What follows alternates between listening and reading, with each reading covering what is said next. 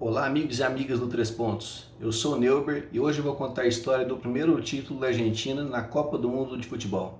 Don't cry for me, Argentina.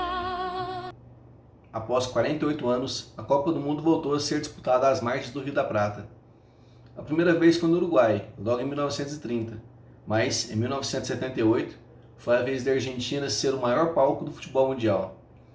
Os portenhos já tinham pleiteado o direito de sediar o torneio em outras ocasiões, mas só tiveram sucesso em 1966, quando foi escolhida como anfitriã para a competição que seria disputada 12 anos depois.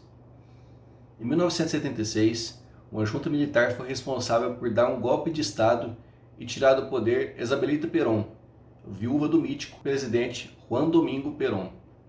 Autodenominada Processo de Reorganização Nacional, a junta foi constituída pelos comandantes das três forças armadas, Jorge Rafael Videla, do Exército, Emílio Maceira, da Marinha, e Orlando Agosti, da Força Aérea. Logo na sequência, o general Videla assumiu a presidência e comandou por 5 anos com mão de ferro. E foi nesse período, em meio a um turbilhão de acontecimentos na política e na sociedade argentina, que o Mundial ocorreu, bem no período mais crítico da ditadura militar. A tortura e os métodos de combate aos opositores geravam controvérsia internacional e houve até mesmo boatos de boicote em massa à competição. Era um país sem confiança e com baixa autoestima. E assim como em outros países sul-americanos, o futebol era tido como um eficiente meio de propaganda do país ao mundo e uma forma de distração para o povo. Realizar a Copa do Mundo com êxito se tornou fundamental. Foram construídos 3 estádios nas cidades de Córdoba, Mendoza e Mar del Plata, e outros 3 foram reformados: Gigante de Arroyito, em Rosário, Monumental de Núñez e El Fortín de Liniers, em Buenos Aires. Na capital, foi construído em tempo recorde o mais bem equipado centro de imprensa da América do Sul. Ironicamente, os pobres hermanos só podiam assistir o torneio em preto e branco, enquanto as imagens mais sofisticadas da época eram transmitidas mundo afora. César Luiz Menotti, ex-jogador do Santos de Pelé, se tornou técnico da seleção 4 anos antes. Ele gostava do futebol ofensivo e bem jogado, e tinha a difícil missão de consertar a imagem arranhada da qual os portenhos saíram dos últimos mundiais, voltando ao tempo que sua seleção era bem mais conhecida pela prática do bom futebol do que pelas jogadas ríspidas. Ele tinha uma equipe de boa qualidade técnica, se destacando o zagueiro e capitão Daniel Passarella, o meio-campo Oswaldo Ardiles e os atacantes Daniel Bertoni, Leopoldo Luque e, claro, Mário Kempes, o único de seus convocados que jogava no exterior, no Valência da Espanha. Kempes era o toque de classe daquela equipe batalhadora, voluntariosa e competitiva. Para o Mundial, Menotti preferiu não convocar um talentoso menino de apenas 17 anos, genial e genioso, chamado Diego Armando Maradona. Ele havia estreado no Albiceleste no início do ano anterior, mas foi um dos 3 cortados de última hora. O treinador julgou que Maradona não tinha a experiência necessária para lidar com a enorme pressão que a torcida exercia. Curiosamente, a numeração dos jogadores da Argentina foi feita pela ordem alfabética dos sobrenomes, independente da posição. Assim, o volante Alonso ficou com a camisa número 1, enquanto o goleiro titular Fidjol ficou com o número 5. Na primeira fase, a Argentina passou como segunda colocada no grupo 1. Nos 2 primeiros jogos, venceu a Hungria e a França, ambas por 2-1. Na terceira rodada, foi surpreendida pela Itália e perdeu por 1-0. Por isso, os donos da casa tiveram que sair de Buenos Aires para jogar em Rosário na segunda fase. Assim como na Copa de 1974, a segunda fase não era composta por oitavas ou quartas de final, em partidas eliminatórias, o famoso mata-mata, mas sim uma nova fase de grupos que classificaria o vencedor para a final. Na primeira rodada do grupo B, a Argentina venceu a Polônia por 2-0, enquanto o Brasil bateu o Peru por 3-0. Na segunda partida, Brasil e Argentina se enfrentaram no acanhado estádio Gigante de Arroyito em busca de uma única vaga na final. A partida terminou em 0-0, mas a violência ganhou de goleada. Foi um festival sem fim de pontapés, cotoveladas e até cusparadas. A Argentina entrou para não jogar e o Brasil não foi diferente. Chicão foi titular no meio do campo brasileiro e, com sua virilidade de sempre, conseguiu intimidar os argentinos dentro da casa deles. No grupo A da fase semifinal, todas as partidas foram jogadas simultaneamente para evitar que a seleção entrasse em campo já sabendo do resultado que precisaria. Já no grupo B, a tabela era diferente, com a Argentina fazendo todos os seus jogos mais tarde. Algumas horas antes, o Brasil havia derrotado a Polônia por 3-1. Assim, antes do jogo contra o Peru, a Argentina sabia que precisava vencer por pelo menos 4 gols de diferença, pois o Brasil tinha 5 gols de saldo e os argentinos apenas 2. O critério seguinte era o de gols marcados, o que beneficiava o Brasil. No intervalo do jogo, a Argentina havia feito metade do placar necessário, 2-0, mas desandou a marcar gols no segundo tempo com nenhuma resistência peruana, e o jogo terminou 6-0. A seleção peruana havia tomado 6 gols durante toda a Copa, mas sofreu 6 gols apenas nessa partida. O técnico do Brasil, Cláudio Coutinho, disse que a seleção brasileira havia conquistado o título de campeão moral, porque o Screte Canarinho terminou invicto e foi eliminado de forma injusta. A goleada motivou todo tipo de acusação contra os peruanos. O goleiro Quiroga, que nasceu na Argentina, era o mais criticado.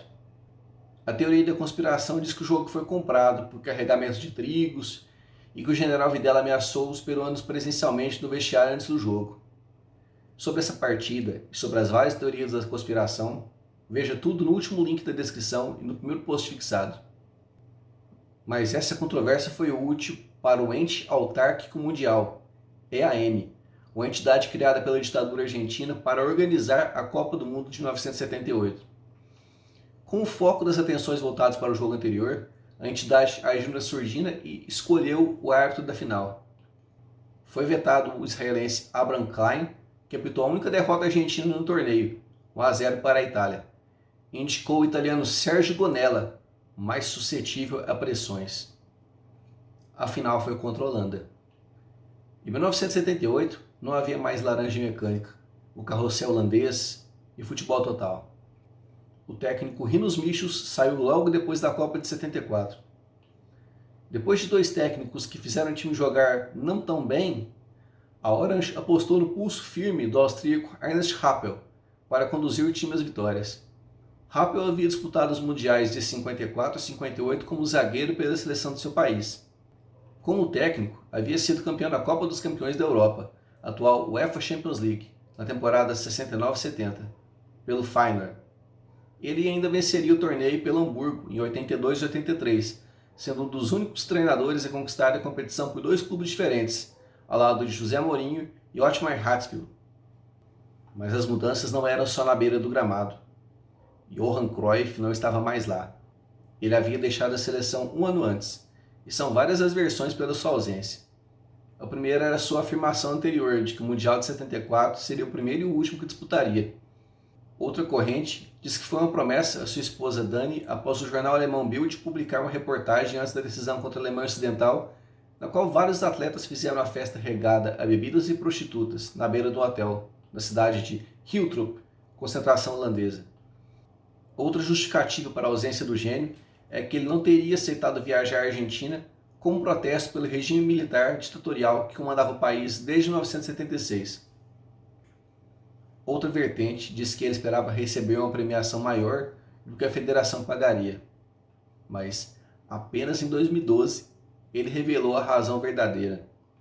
Um sequestro relâmpago sofrido pela família em setembro de 77, na própria residência de Barcelona, na qual ele repensou e preferiu manter sua segurança com Dani e os filhos Jordi, Chantal e Suzila. Mas o time não era só Cruyff, e a base ainda era a mesma.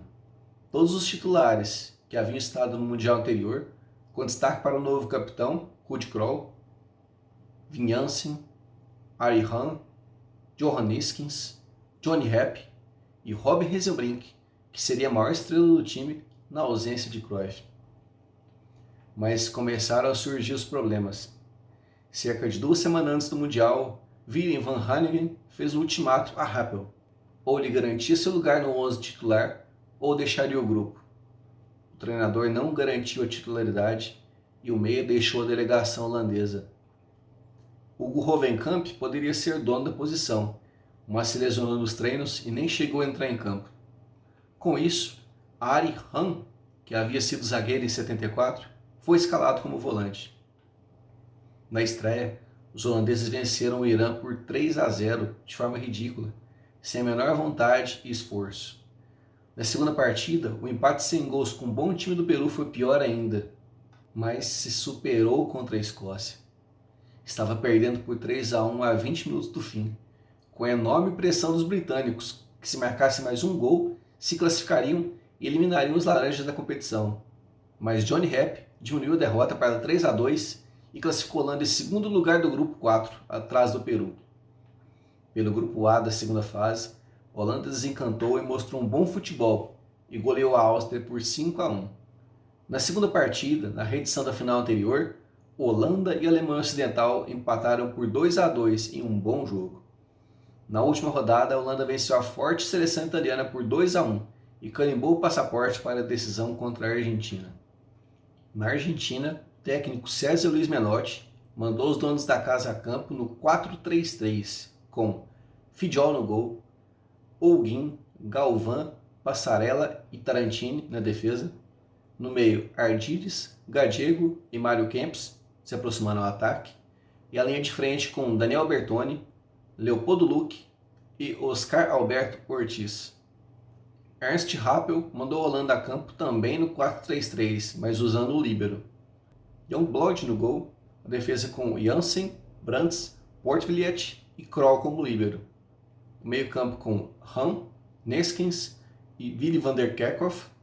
E o ataque com René van der Kerkhoff, Johnny Rep e Rob Hensenbrink. A polêmica teve início antes mesmo do jogo começar. Os argentinos fizeram de tudo para catimbar a partida, entrando em campo com 10 minutos de atraso.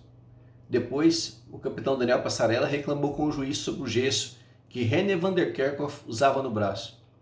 O árbitro ordenou que o holandês molhasse o braço para que o gesso ficasse mais mole. Já se foram mais 5 minutos passados nesse incidente. Antes do apito inicial, a torcida argentina já tinha transformado o estádio Monumental de Núñez em um caldeirão, com a chuva infindável de papel picado. Com a bola rolando, a Argentina estava acuada, como se estivesse com medo de perder tanto quanto de vencer.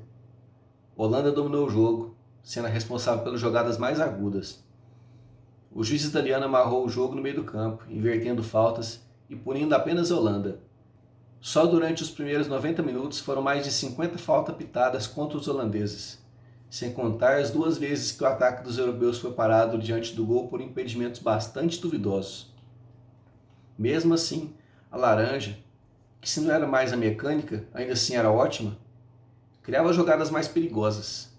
Na melhor delas, Johnny Rep chutou da marca do pênalti a queima-roupa, mas Fidjol defendeu bem, mandando para escanteio. Os argentinos eram só catimbo e provocação, mas aos poucos foram se acalmando e cresceram na partida. Aos 38 minutos da etapa inicial, o placar foi aberto. O centroavante Luque recebeu de Ardiles, tocou para Kempes na entrada da área. Ele dominou, passou rapidamente entre Krol e Han e, mesmo caindo, chutou por baixo, na saída do veterano goleiro Youngblood. Na etapa final, a Holanda era melhor e foi premiada com empate aos 37 minutos, quando Arie Han lançou René van der Kerkhoff pela direita e o camisa 10 cruzou para a área de primeira. Dick Nanninga apareceu nas costas de Galvão e Holguín e cabeceou forte, à direita de Fidjol. Nos últimos segundos do tempo normal, a Holanda perdeu a chance de se sagrar campeão mundial. Ruud Krol levantou a bola para a área, Neskens ganhou pelo alto de Passarella e Hensenbrink, cara a cara com o Fidjol, chutou na trave e a bola voltou para dentro de campo. Pela terceira vez, o título da Copa do Mundo seria decidido na prorrogação. A Holanda continuou buscando mais o jogo. Foi ali que o misto de raça e qualidade da Argentina se sobressaiu. No último minuto do primeiro tempo da prorrogação, Mário Kempes dominou a bola na intermediária, deu uma arrancada de 20 metros, escapou dos carrinhos de Han e Krol ao entrar na área, dividiu com o goleiro no chão e teve sorte, pois a bola sobrou livre para ele concluir a gol antes da chegada da marcação. Kempes contou com a sorte nas divididas, mas foi um lindo gol, digno de um camisa 10 da Argentina. Aos 10 minutos do segundo tempo da prorrogação, Kempes arrancou de novo e tabelou com Bertone. A bola bateu no braço de Kempes, mas Bertone chutou cruzado antes da chegada de Youngblood, marcando o gol do título. Os holandeses reclamavam do toque de mão, mas o árbitro validou o gol. Mesmo com suspeita de favorecimentos nessa e em outras partidas, os albicelestes tinham seus méritos e foram campeões. Festa da torcida em casa, que via a Argentina conquistar a Copa do Mundo após 48 anos de sonhos frustrados. A Holanda conquistou um feito inglório. Foi a primeira seleção com 2 vice-campeonatos mundiais consecutivos. Seria visto novamente em 2010. Ao fim da partida, o holandês Johnny Rep foi ácido em sua declaração. Abre aspas. Não sentimos falta de Cruyff. E o Sr. Heisenbrink comportou-se como uma galinha medrosa. Nenhum time é campeão do mundo com covardes. Fecha aspas. Já o técnico campeão, César Luiz Menotti, alfinetou o colega brasileiro Cláudio Coutinho. Abre aspas. Eu felicito meu colega Coutinho por seu campeonato moral e desejaria também que ele me felicitasse por meu campeonato real. Fecha aspas. Por sua vez, o técnico austríaco Ernst Happel, da Holanda, nem teve chance de participar da conferência de imprensa depois da final. Ele tentou entrar no salão, mas o militar que vigiava a porta não o conhecia e retrucava. Essa é uma conferência de imprensa e só passam Menotti, o treinador da Holanda e os jornalistas. Happel nada pôde fazer, a não ser ir embora. A conferência ocorreu sem ele. Mário Kempes se tornou o artilheiro da Copa marcando apenas gols decisivos. Depois de passar em branco na primeira fase, raspou o bigode e parece que a mandinga funcionou. Ele anotou 2 gols sobre a Polônia, 2 no Peru e mais 2 na final contra a Holanda. Assim, passou o ponto holandês Rob Heisenbrink, que tinha feito 5 gols, sendo 4 de pênalti. Foi a primeira vez que o artilheiro do torneio pertenceu à seleção campeã. Kempes também foi eleito o melhor jogador do Mundial. Foi assim que a Argentina conquistou a sua primeira Copa do Mundo. Curiosamente, o dia da polêmica goleada da Argentina sobre o Peru coincidiu com a data da estreia nos teatros de Londres do musical Evita, produzido pelo britânico Andrew Lloyd Webber. Continue conosco, siga, curta, compartilhe. 3 pontos. Paixão com conteúdo. Don't cry for me, Argentina. The truth is I never left you. All through my wild days, my mad existence, I kept my promise. Don't keep your distance.